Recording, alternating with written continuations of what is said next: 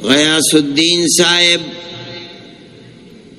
یہاں اسٹیج پر بیٹھے ہوئے ارباب سیاست اور مختلف مذاہب کے گرو حضرات، دور و دراز سے آئے ہوئے مہمانان کرام اور جمعیت علماء کے ورکرز، جن کی انتہائی اخلاص و للہیت، قومی حمیت، ملک سے محبت نے اس اجتماع کو بلایا اور کامیاب کیا۔ میں ان سب حضرات کا ممنون کرم ہوں جنہوں نے ملک کے ان حالات میں جن پر آپ کے سامنے ہر شخص نے تشویش کا اظہار کیا ہے، ان حالات میں جمعیت علماء ہند کے اسٹیج سے قومی یکجہتی کے پروگرام کو منعقد کیا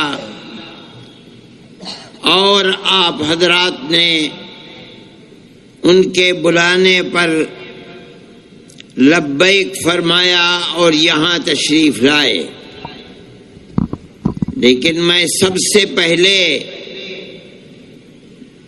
جناب پٹیل صاحب مرحوم، جو دارالعلوم دیوبند کے فاضل اور قوم اور ملک کے بے لوث خادم،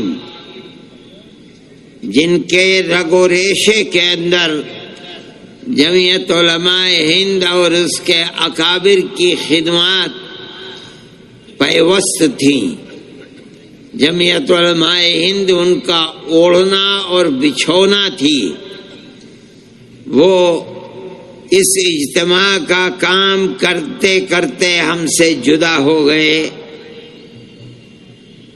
دنیا کو چھوڑ کر جانا تو ہمارا ایمان ہے کہ جس طرح وہ گئے ہم بھی ہر ایک دنیا سے جائے گا، لیکن محبت ایسی چیز ہے کہ اس ایمان کے باوجود کہ ہمیں بھی جانا ہے، جب ہمارا کوئی محبوب ہم سے جدا ہوتا ہے تو ہمیں اس کی تکلیف ہوتی ہے، لیکن اس کے سوا کوئی چارہ کار بھی نہیں ہے کہ ہم اللہ سے دعا کریں کہ اللہ ان کی بال بال مغفرت فرمائے، درجات کو بلند فرمائے، اپنی جنت میں جگہ عطا فرمائے، ان کے بچوں کی، ان کے پسماندگان کی، ان کے اعزاء کی اللہ نگہبانی فرمائے اور ان سب کی دین و دنیا کی حفاظت بھی فرمائے۔ میرے محترم بزرگوں اور دوستو، جمعیت علماء ہند کے سلسلے میں آپ اس چیز کو سمجھتے ہوں گے، اور نہیں سمجھتے تو سمجھ لیجئے کہ جمعیت علماء ہند کوئی سیاسی جماعت نہیں ہے، جب تھی تب تھی ملک کی آزادی سے پہلے، لیکن ملک کی آزادی کے بعد اپنے تمام اکابر رحمہم اللہ نے، حضرت مدنی نے، مولانا ابوالکلام آزاد نے، مولانا حفظ الرحمان صاحب نے یہ طے کر لیا، حضرت مفتی کفایت اللہ صاحب نے، کہ اب جمعیت علماء خالص ایک غیر سیاسی اور مذہبی جماعت ہے۔ آج سے ہمارا ملک کی پارلیمنٹری اور اسمبلی کی سیاست سے ایک کوڑی کے برابر بھی کچھ لینا دینا نہیں ہے۔ ہم سمجھتے ہیں کہ سیاست میں بڑے نشیب و فراز آتے رہتے ہیں، اتار چڑھاؤ ہوتا رہتا ہے۔ ہم اپنی آنکھوں سے دیکھتے ہیں کہ وہ سیاسی پارٹیاں جو حکومت کرتی چلی آتی ہیں اور ملک پر ان کی گرفت ہوتی ہے، حالات کروٹ لیتے ہیں۔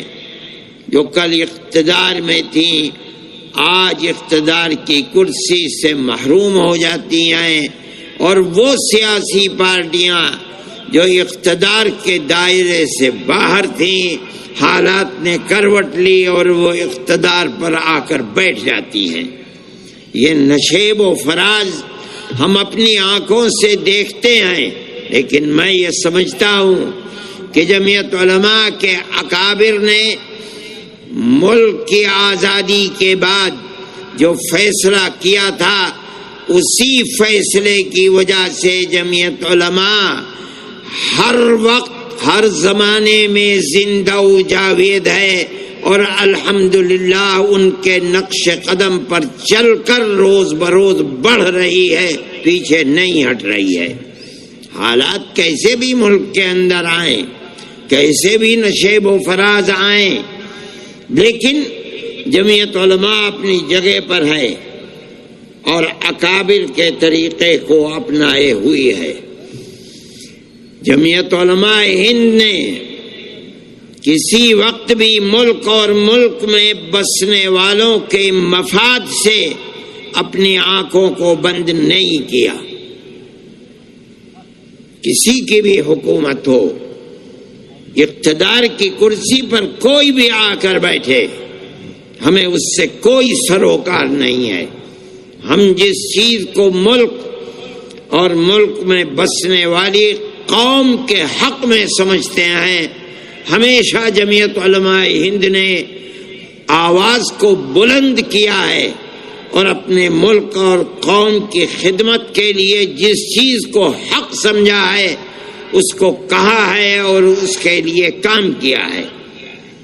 میں یہ بات کہتا ہوں اور آپ تک اس بات کو پہنچانا چاہتا ہوں تاکہ آپ یہ سمجھیں کہ جمعیت علماء کا کردار اس ملک کو اٹھانے میں، امن و امان کو قائم کرنے میں، ملک کی ترقی میں کیا ہے، آپ اس کو اپنے ذہن میں رکھیں۔ اس لیے کہ جس قوم کو اپنے بزرگوں کی تاریخ سے ناواقفیت ہوتی ہے اور وہ اپنے پوروجوں کی تاریخ اور قربانیوں سے نا آشنا ہوتی ہے، وہ قوم اپنے مستقبل کے لیے اپنے صحیح رخ کو کبھی اختیار نہیں کر پاتی۔ آپ کو سمجھنا چاہیے کہ بزرگوں نے دیا کیا ہے۔ میں کہتا ہوں کہ ملک آزاد ہوا، لیکن ملک آزادی کے ساتھ تقسیم بھی ہو گیا۔ آزادی جیسے جیسے جمعیت علماء ہند کے اکابر کو نظر آتی تھی کہ ملک آزادی کی طرف چل رہا ہے، مفتی کفایت اللہ صاحب، مولانا مدنی، مولانا ابوالکلام آزاد، مولانا حفظ الرحمان سوہاروی برابر مہاتما گاندھی سے، موتی لال نہرو سے، جواہر لال نہرو سے برابر یہ وعدہ لیتے چلتے تھے کہ ہمیں بتاؤ کہ ملک آزاد ہوگا تو ملک کا دستور کیا بنے گا؟ کیا ملک ہندو راشٹر بنے گا یا ملک کا دستور سیکولر دستور بنے گا؟ اور تجاویز موجود ہیں۔ سن 46 کا کانگریس کا بلٹن موجود ہے، ہمارے پاس کانگریس کے جواب موجود ہیں، آج بھی موجود ہیں، جن میں کانگریس کمیٹی، اس کی ورکنگ کمیٹیاں، اس کے عام اجلاس برابر ہمارے خطوط کا جواب دیتے ہیں اور یہ وعدہ کرتے چلتے ہیں کہ ملک آزاد ہوگا تو ملک کا دستور سیکولر دستور ہوگا۔ اب ملک آزاد ہوا، بدقسمتی سے آزادی کے بعد ملک تقسیم ہو گیا، اور ایک جماعت نے اسلام کے نام کے اوپر ملک کے تقسیم کرنے کا مطالبہ کیا۔ ہمارے اکابر نے اس کی مخالفت کی، ان کے گلے میں جوتوں کا ہار ڈالا گیا، ان کی ٹوپیوں کو اچھالا گیا، ان کی پگڑیوں کو پامال کیا گیا، مگر انہوں نے اپنی قوم اور اپنے ملک کے لیے جس نظریے کو حق سمجھا تھا ہر چیز کو برداشت کیا، مگر ایک بال برابر ان کے پیر میں جنبش نہیں آئی۔ یہاں تک کہ ملک تقسیم ہوا۔ یہ ملک تو اللہ کا ملک ہے، زمین و آسمان وہ جو چاہتا ہے کرتا ہے۔ ملک کی تقسیم کے بعد ہندوستان میں ایک آواز اٹھی، میں نام لینا نہیں چاہتا ہوں، اگر نام لوں گا تو لوگوں کو تکلیف پہنچے گی۔ مولانا ابوالکلام آزاد نے انڈیا ونس فریڈم کے اندر نام لے کر بتایا کہ وہ یہ سمجھتے تھے کہ ملک اسلام کے نام کے اوپر تقسیم ہو گیا، اب ہمارے ملک کا دستور سیکولر دستور نہیں بلکہ مذہبی دستور ہوگا، اور یہ ملک ہندوستان ہندو اسٹیٹ بنے گا، سیکولر اسٹیٹ نہیں بنے گا۔ بڑی قداور شخصیت تھی ملک کی، ان کے ساتھ ایک نظریاتی جماعت تھی، لیکن جمعیت علماء ہند تنہا ایک پتھر تھا جو درمیان میں کھڑا ہوا، اور ہمارے اکابر تنہا تھے۔ اس وقت جماعتیں کہاں تھی؟ آج تو آدمی اپنی جیب میں جماعت لیے پھرتا ہے، صبح کو جماعتیں بنتی ہیں، شام کو ٹوٹتی ہیں۔ اس زمانے میں ملک کے اندر کوئی مسلم ایسی تنظیم نہیں تھی جس کے پاس 150 سال کی قربانیوں بھری تاریخ ہو۔ علماء کی جماعت تھی۔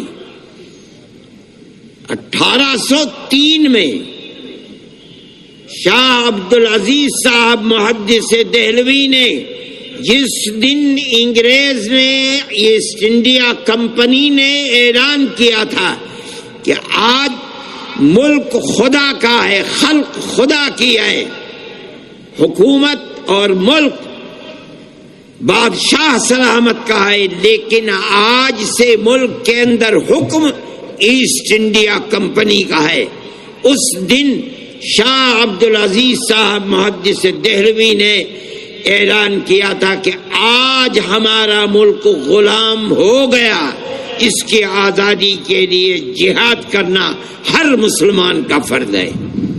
یہ پہلی آواز تھی ملک کی آزادی کے لیے، لوگ نہیں جانتے، اور پھر یہ آزادی کی آواز کے اندر جان پیدا ہوتی رہی۔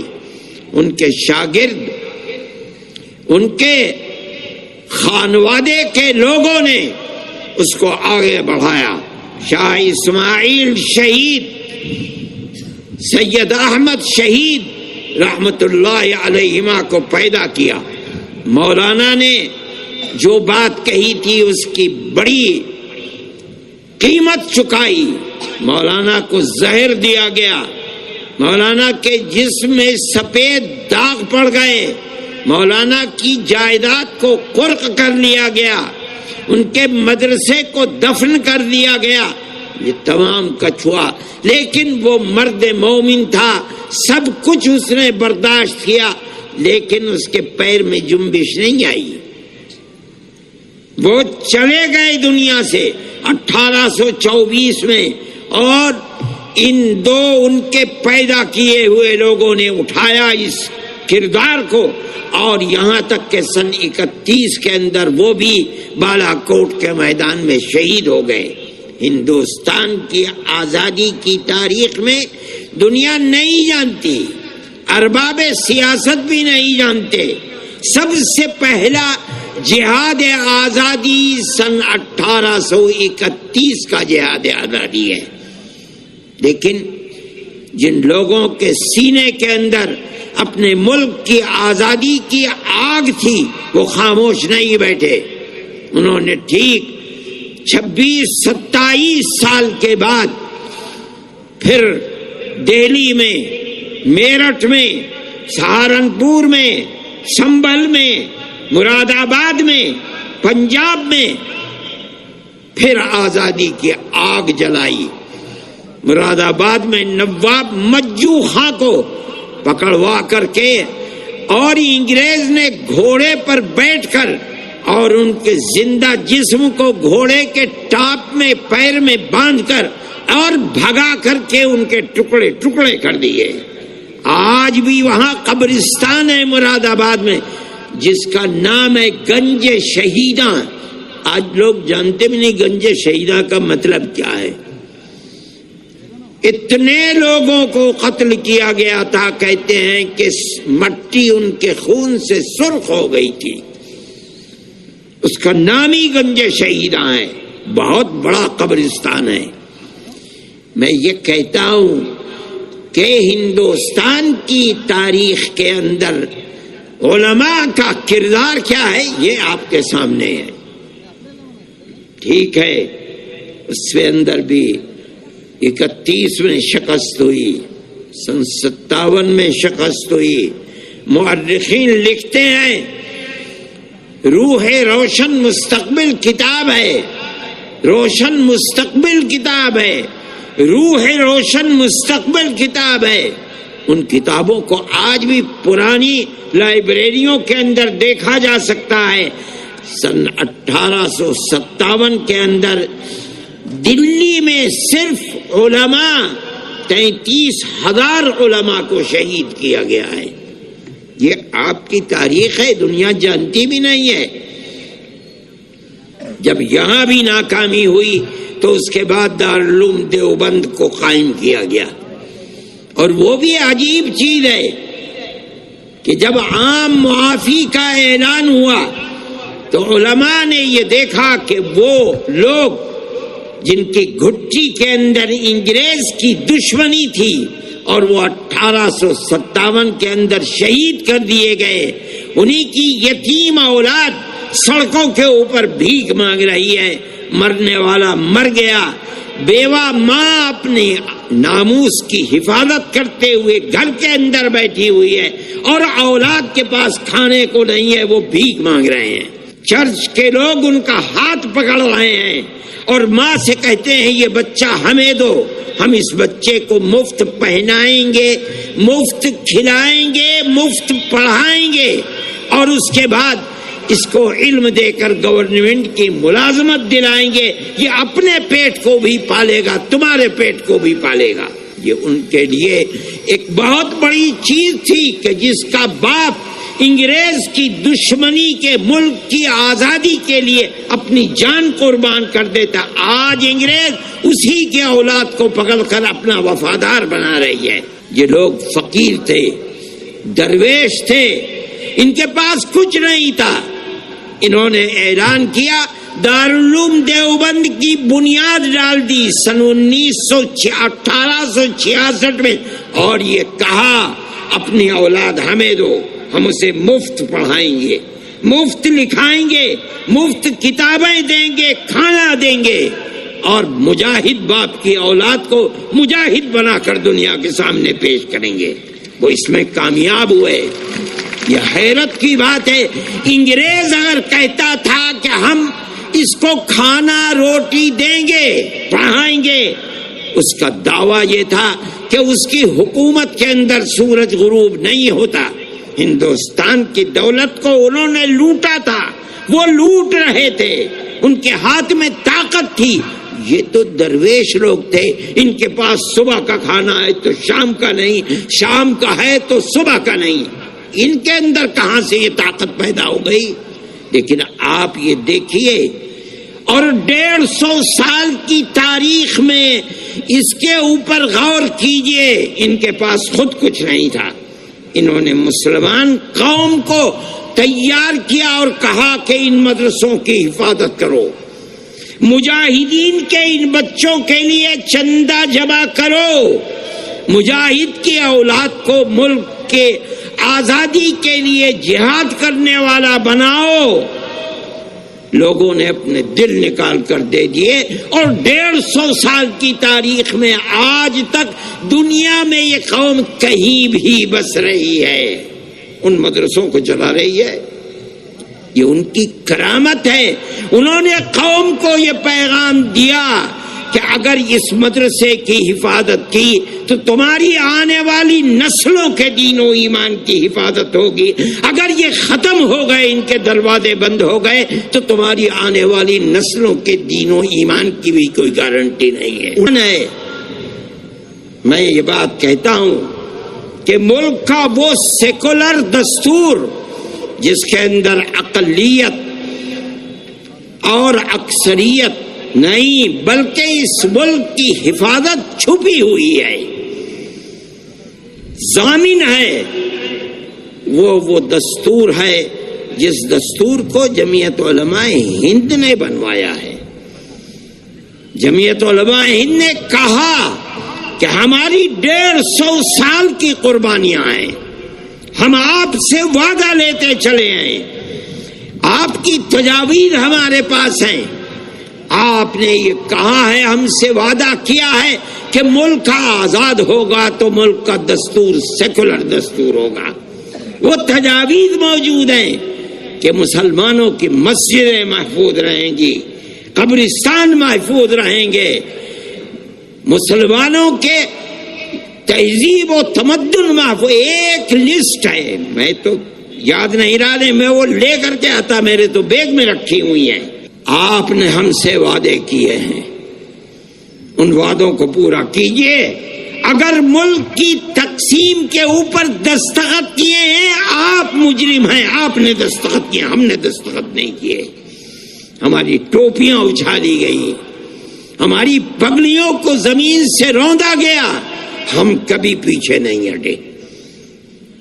جمعیت علماء کا وزن تھا، یہ 150 سالہ تاریخ تھی، وہ لوگ تاریخ کے جاننے والے تھے، وہ سمجھتے تھے کیا بات ہے۔ جمعیت علماء کے سامنے انہوں نے گھٹنے ٹیکے اور ملک کو سیکولر دستور ملا۔ یہ سیکولر دستور اس ملک کی اقلیت اور اکثریت کے لیے خدا کی بہت بڑی نعمت ہے، اس پورے ملک کے لیے خدا کی نعمت ہے۔ میں یہ کہتا ہوں کہ اب حالات نے ملک کے کروٹ لی ہے۔ جمعیت علماء کا نظریہ میں نے آپ کے سامنے پیش کیا۔ جمعیت علماء نے ملک کو سیکولر دستور دیا، یہی جمعیت علماء کا نظریہ ہے۔ سیکولر دستور کا مطلب یہ ہے کہ حکومت کا کوئی مذہب نہیں ہے، ملک میں بسنے والا جنتا ہر مذہب کی ماننے والی اپنے مذہب پر عمل کرنے اور چلنے میں آزادی رکھتی ہے۔ رہ گیا ملک، حکومت، اس کا کوئی مذہب نہیں ہے۔ جمعیت علماء اپنے اس نظریے کے اوپر قائم ہے۔ ہم قومی یکجہتی کے پروگرام آج سے نہیں 70 سال سے کر رہے ہیں، اس سے پہلے سے کر رہے ہیں۔